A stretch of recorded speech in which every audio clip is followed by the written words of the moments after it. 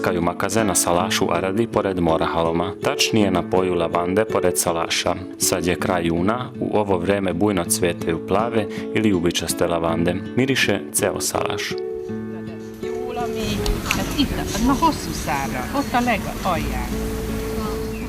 I najmlađi znaju da cvetove treba odseći sa što dužom drškom, a nije svejedno ni kada ćemo to uraditi.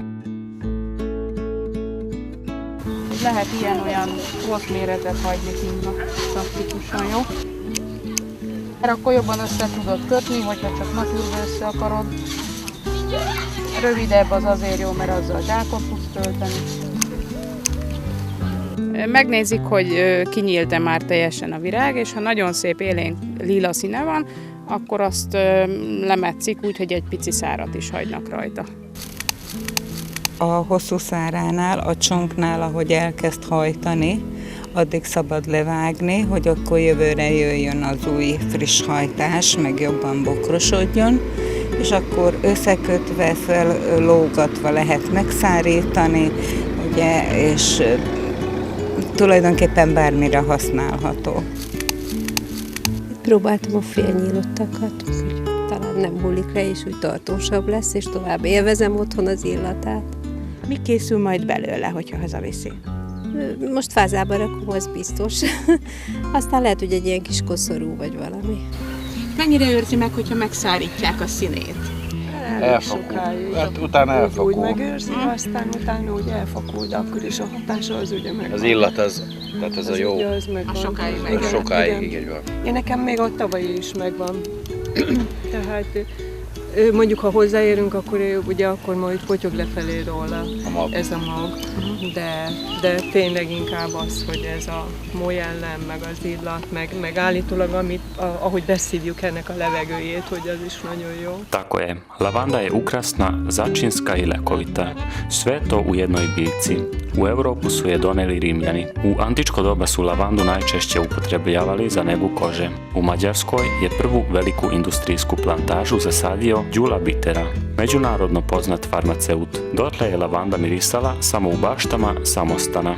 Bitera je 1924. godine u Tihanj na 20 hektara koje je iznajmio od Opatije posadio sadnice koje su nikle iz semena uvezanog iz Francuske. Plan je bio uspešan, sadnice su lepo rasle, 1931. godine je bila prva berba. Tako je u Tihanj nastala kultura uzgajanja lavande. Na salašu Aradi pored Morahaloma raste lavanda iz Tihanja.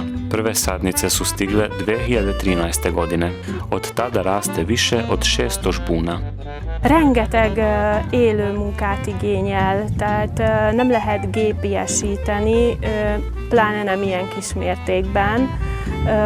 Franciaországban, Provence-ban hektárszámra nő a levendula, ott nyilván megvannak a hozzávaló gépek is, ebből a szempontból macerás csak. Uzgoj lavande je unosan posao i zbog toga što je jedan žbun uz odgovarajuću negu poživi i 20-25 godina. Voli visoke temperature, nije osjetljiva na sastav zemlje. Način upotrebe je skoro neograničen. Da ipak pitamo stručnjaka kako su lekovita svojstva ove prelepe biljke. A fő hatása az központi idegrendszeri, nyugtató szorongásoldó hatással rendelkezik, és annyiban külön érdekes, hogy ennél a növénynél ismerjük a hatóanyagot.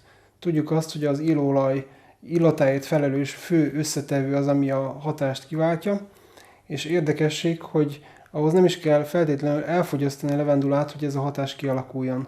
Az aromaterápiában is alkalmazzák, ez azt jelenti, hogy illóolajokat lélegeznek, vagy lélegeztetnek be, és a levendulánál ez az alkalmazási mód is kiváltja a nyugtató hatást.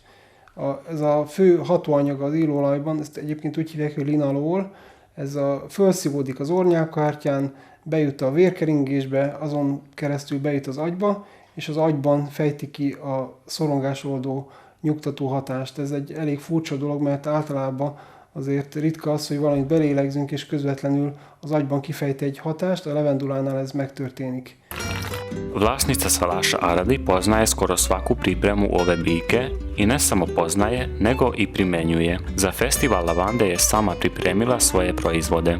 Slatkiše, čajeve, sokove, pekmeze, kozmetičke preparate i balzam protiv ujeda insekata.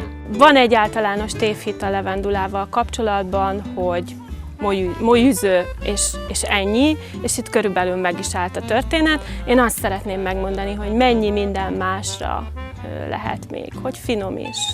Nem čak szép és nem čak illatos, hanem finom is például. Pre nego što se upoznamo sa detaljima upotrebe, pogledajmo salaš koji ujedno funkcioniše i kao posjet za doživljaje. I malim i odraslim posjetiocima će domaćini rado pokazati životinje koje žive na salašu.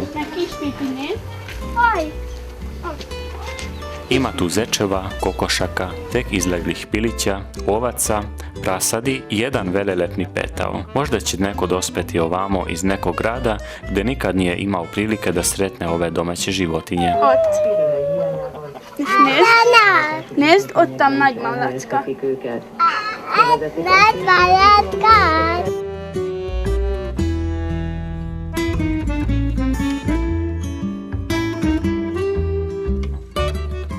Onima koje zanima kako se priprema čaj ili bombone od lavande, Agnes je održala malu prezentaciju. Izvadila je forme, mlečne i gorke čokolade i naravno ulje lavande, od čega će tek nekoliko kapljica dati ovim poslasticama izuzetan ukus. Po njenim uvežbanim pokretima se vidi da bi te poslastice sa lavandom mogla da spremi i kad bi se probudila iz najdubljeg sna.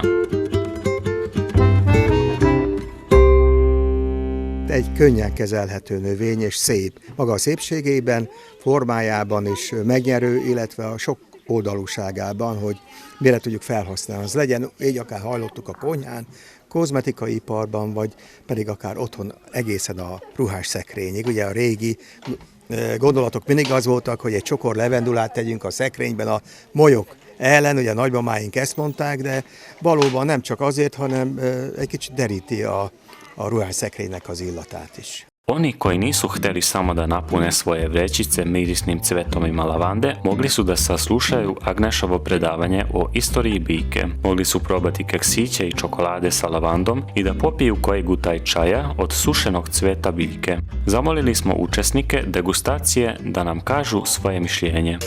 A keks is nagyon finom, a levendulás keks, a sajtorta is, tenyercsoki, nagyon finom. Köszönöm szépen, nagyon finom. Örülök, hogy kint vagyok. Gitta, milyen volt a teja? Nagyon karakteres íze van, erősen érződik benne a levendula, ez nem volt ízesítve, és így is nagyon finom és édes, és a sütemények is nagyon finomak. Én csak csatlakozni tudok az előttem szólókhoz, naturba ittam a teját, én úgy iszom az összes teját, nagyon jó volt. A kekszet kóstoltam meg, illetve még a étcsokoládét, azok is remek ízűek voltak. Na kraju dana, kad su gosti već otišli, domaćica nam je pokazala kako je mukotrpan i zahtevan posao pripremanje lavande za bilo koju upotrebu, jer nije dovoljno samo da se cvetovi osuše.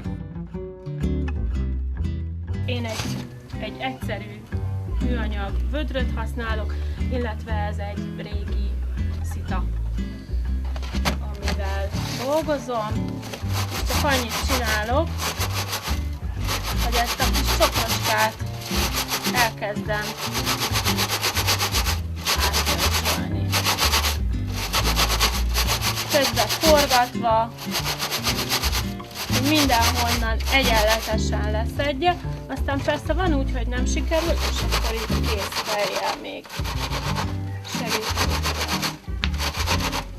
Óhatatlanul belekerül valamennyi a szárból is, és ilyenkor ebből azt csinálom, hogy egész egyszerűen egy másik hasonló edénybe, persze nyilván nem ennyit, hanem tömegével megfogom, és szépen átrostálom. Nem csinálom kétszer, hogy most ezt csak ennyiszer rostáltam át, mert ebből csak illatpárna lesz, vagy ezt meg többször átrostáltam, mert ezt mondjuk szőrbe teszem. Nem, ez mindegyik ugyanúgy van kezelve. Ova faza sledi kada se lavanda već osuši, znači na jesen, kad na plantaži ima manje posla. Zato smo i mi vratili jednog mirnog septembarskog popodneva da vidimo kako se biljka priprema za zimu i da naučimo nekoliko recepata. Az ősz közelettével még mindig vannak munkák a levendulásban. Egyrészt a másodvirágzást, ami szeptember közepére tehető, ilyenkor szoktuk betakarítani, amit én praktikus okokból összeszoktam kötni az őszi metszéssel, ugyanis ha elmarad az őszi metszés, akkor a növényt sokkal jobban megterheli a téli időjárás, ugyanis ez egy örökzöldnek mondható cserje, tehát igazán soha nem szárad el, mindig maradnak rajta zöld részek. A hideg idő beköszöntével a folyadékok a gyökérzet felé húzódnak, hogy a gyökérzetet védjék a hideg téli időszakban. Leáll a keringése, lelassul a keringése, és ilyenkor egy hosszabb szárú növényben ugye nagyobb felületen kell föntartani a keringést, ez nagyobb megterhelést jelent a növény számára, ezért is fontos az őszi metszés. A sada pravac u kuhinju. Letos su se gosti baš zasladili keksićima sa lavandom. Sada ćemo pokazati kako se to sprema. Potrebno je 100 g maslaca, 150 g brašna, 50 g šećera u prahu, jedno pakovanje vanilnih šećera, sok i rendana kora jednog limuna, jedna čajna kašičica praška za pecivo i ono najvažnije, 3 supene kašike cveta lavande. Azért, hogy utána később jobban formázható legyen, még csak vágódeszka se kell, hanem egy alufólián kinyújtjuk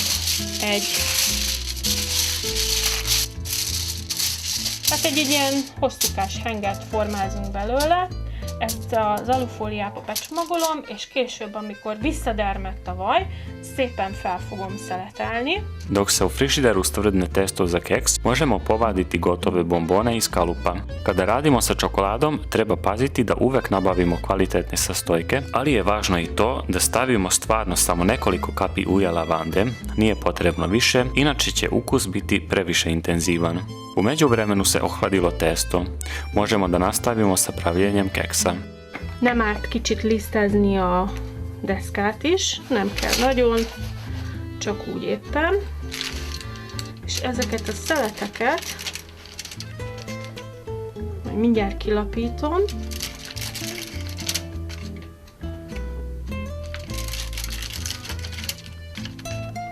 Ezek körülbelül ilyen fél centi vastagságú szeletek. Én szeretem, hogyha olyan szabálytalan az alakja, és lapítás után körülbelül olyan 2 mm vastagságú lesz, amikor is a kekszpecsételővel adunk még neki, de ez elhagyható, ez már csak design, egy kis mintát. To što svakako moramo da uradimo. Složimo na pleh i stavimo u vruću pećnicu. Treba pripaziti, gotove su za svega nekoliko minuta. Az illata alapján olyan gyanú van, hogy készen van a kekszünk, amit ilyenkor, igen, azt mutatja is, hogy a széle már kezd barnulni. Ilyenkor még puha a teteje, de ez ne tévesszem meg senkit, mert így ez még kivéve a saját hőjétől még sül. Ha akár egy fél perccel tovább bent maradna, akkor megégne az alja. Na polju već zalazi jesenje sunce. Žbunje lavande se sprema na zimski san da bi za nekoliko meseci ponovo ozelenile i procvetale.